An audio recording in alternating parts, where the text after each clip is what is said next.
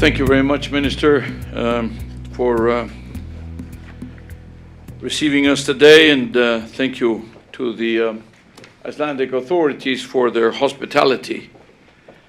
I am really much older, but yesterday I was at the Blue Lagoon and had all sorts of masks and all sorts of things, so feeling pretty rejuvenated today. It's a great pleasure to participate in the conference to mark the 20th anniversary of competition law in Iceland. And by the way, congratulations to all. Our economies have changed a lot during the past 20 years. The global economy has also been transformed by information and communication technologies, by new players, new sectors. Throughout all these changes, the role of competition has become more and more important and an essential input for dynamic and inclusive growth. We're approaching the 6th year of the most severe economic crisis of our time. And I say this because comparing to the 1930s is quite meaningless. Certainly in our lifetimes, this is the most severe. And second, it is by far the longest. And third, we are still in it. This is perhaps the worst feature of the crisis. As we speak, jobs are still being destroyed, at least in the euro area, certainly, and the very stubborn indicators in the United States and elsewhere. The crisis has exposed massive regulatory failures. It exposed flaws in our theories, in our frameworks, in our policies, in our systems. But it has also exposed, throughout the recovery effort, the need to strengthen the competitiveness of our economies.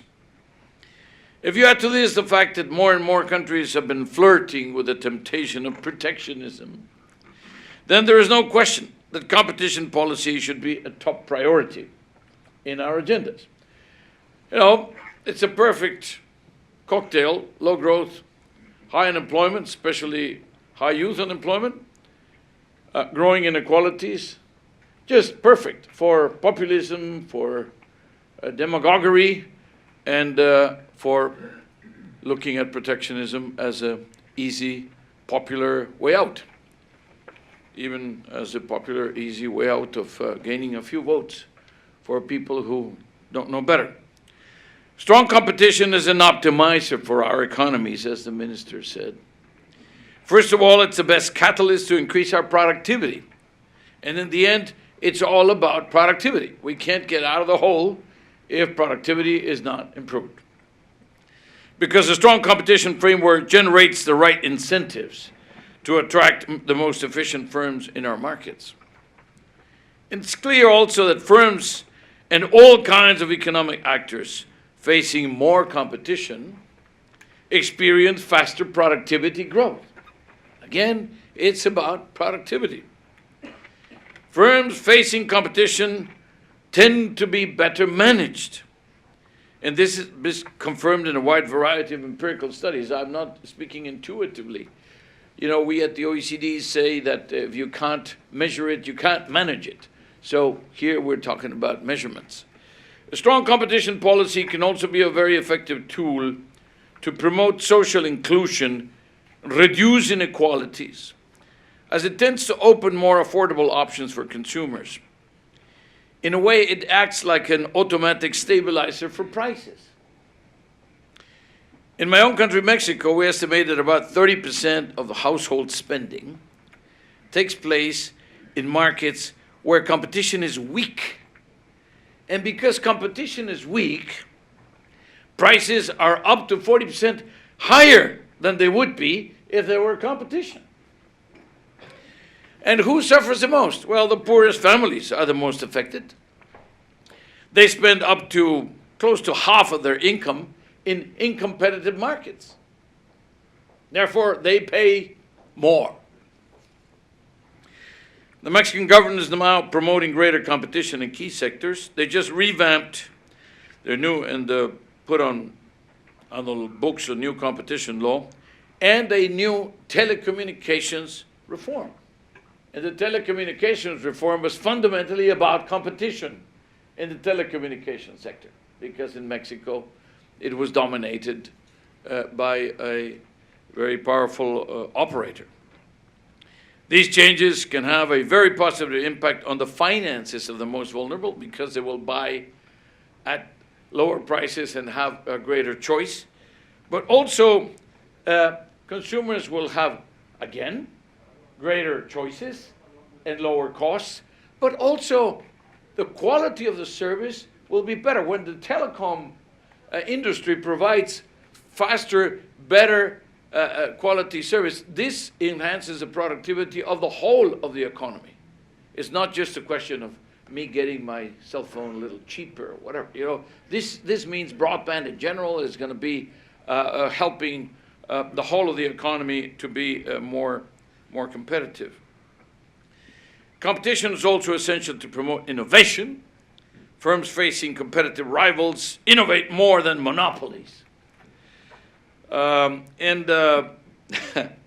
have here a parenthesis in my speech that says, although after such competition, a firm may, of course, end up with a monopoly that they get through a very good patent. Well, of course, that should be avoided. Competitive mechanisms can even help deliver on other strategic objectives, like environmental or health benefits. It all depends on the good design. It's the institutional design. If companies are rewarded for producing the things we value, competition between them gives them the incentive to do still better. Equally, if markets reward bad behavior, i.e. monopolistic practices or lack of options or high prices, etc., companies will behave badly. They are being told that it doesn't matter, that it's okay. So we have to avoid this last case, of course, and favor the first. Nowhere is that clearer than in financial markets, and the minister alluded to the fact that had a big financial crisis. Well, of course, not just in Iceland. Of course, there was a bit of a financial crisis elsewhere, as you probably heard.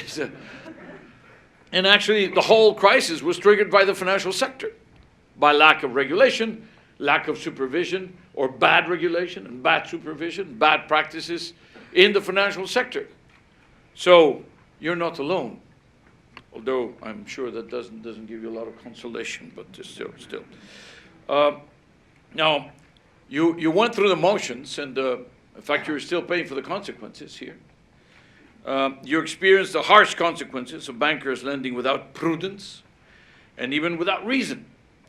If competition had worked in the way it does in a normal industry, these risks would not have been taken in the first place, or maybe would not have been taken to that extent. They would have been stopped before they blew up in our face. But employees of the banks took excessive risks with shareholders' money, and banks as a whole took risks because they thought they, in the last instance, would be bailed out by taxpayers' money, especially if they were too big to fail. The financial crisis tested many of our governance processes, particularly competition law enforcement. You can have an excellent law, but if you don't have supervisors and you don't have the enforcers and you don't have exemplary cases to pursue, to send out the message that this is for real, then people will continue to take degrees of freedom because they feel nothing will happen. Bailouts and emergency mergers required competition authorities to take almost instant decisions on the legality of situations that they would otherwise consider over months, if not years, in normal times. As the minister said, it's okay, we should expedite. Although some issues, of course, have to be decided over longer periods, but here we didn't have a lot of time. Had to, take decisions, real snap decisions. The OECD Competition Committee, where Iceland is a valued member, helped them to debate and coordinate the way they responded to these unprecedented challenges and to work together to understand the bigger economic picture. Now, this takes me to the last point of these comments. and that is that in a globalized economy, where markets have become virtually borderless, the coordination of our competition policies becomes essential. Clearly, this is a national issue. Clearly, this is a domestic affair. But there is such a thing as a possibility of improving the impact if there is a minimum degree of coordination and at least avoiding beggar thy neighbor consequences, where by not reinforcing your own regime at the expense of somebody else. The world economy is increasingly integrated. That's almost a cliche now.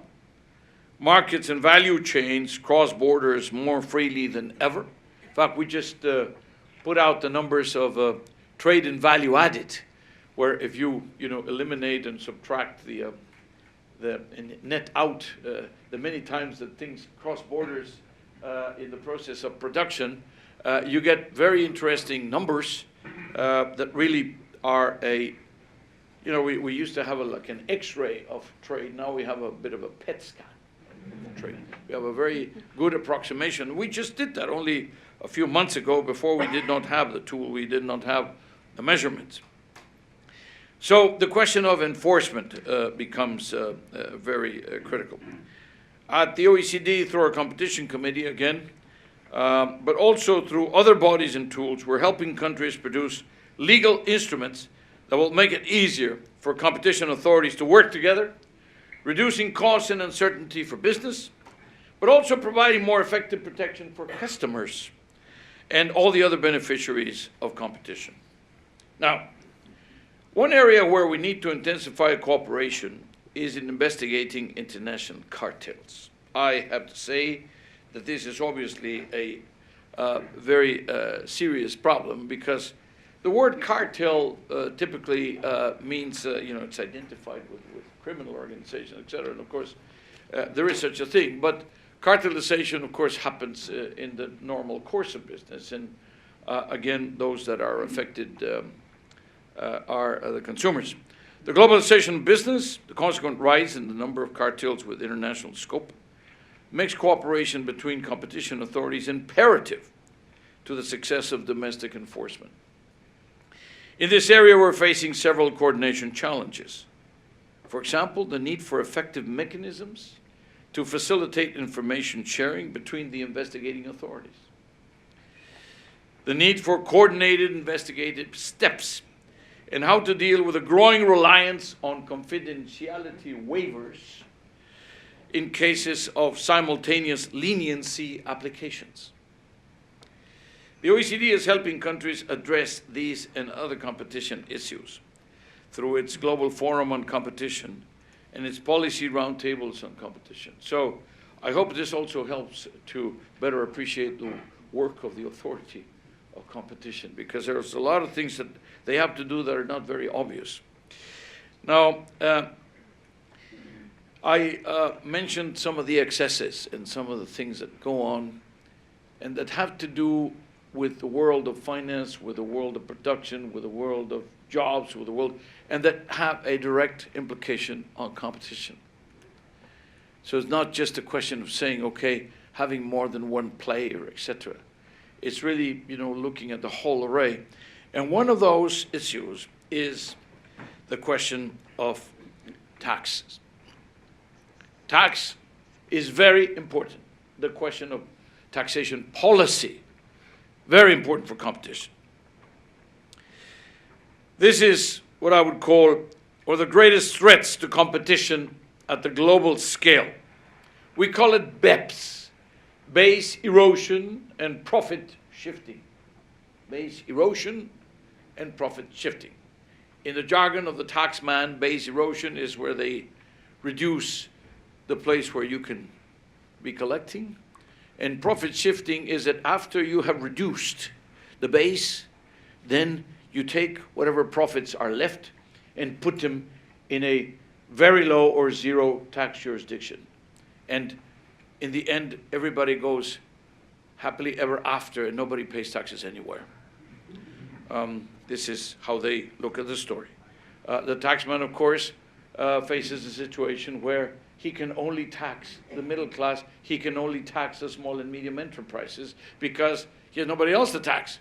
And of course that is politically not feasible, ethically undesirable, and well, normally you don't get reelected if you do that. Now, the tax planning strategies that big corporations put in place to exploit gaps and mismatches in tax rules to make profits disappear for tax purposes. This is what is the BEPS. This is one of the most powerful distortions to competition. Businesses that operate cross-border may profit from tax clever engineering. That gives them a competitive advantage. The companies that only operate at the domestic level, in a way they're captive of the local authorities, therefore they have to pay their taxes in full, and they can't do this BEPS thing. Therefore there's a question of competition. And the competition is stacked against the weakest, in a way. The OECD, with the support of the G20, we just came back from St. Petersburg. Madame Ramos is our G20 Sherpa, and she's been working with the other Sherpas and with the finance ministers in order to put this in the books. We've been helping countries address this challenge by building an internationally coordinated approach that will facilitate and reinforce domestic actions to protect tax bases and provide comprehensive international solutions. And we're making important progress. At the G20 summit, after the finance ministers of the G20 had already blessed it, the political leaders endorsed fully what we call the OECD BEPS action plan. And they established what we call the G20 OECD BEPS project. Now, Madam Minister, the head of the Competition Authority, ladies and gentlemen, guests, competition is much more than an economic concept. It's a key value to promote human progress. Now, it's not rocket science, but one has to work on it. Competition is good for our economies because it fosters efficiency, innovation, productivity, and social inclusion, as we have seen. Just as anti-competitive conduct promoted by powerful vested interest tilts the rules of the game in favor of a happy few, discouraging entrepreneurship, discouraging innovation, and stifling growth. A functional, efficient, inclusive market economy has to have a strong competition policy and a strong competition policy framework, including legislation, regulation, and enforcement, supervision. So let's help each other build these pillars. Iceland has 20 years of accumulated experience in the field, with great achievements in areas like enforcing regulations in times of crisis, ensuring consumer protection, and investigating previously unexamined markets, like fossil fuels, just to name a few. We want to learn from you, both from your accomplishments, from your own mistakes. We don't always get it right the first time.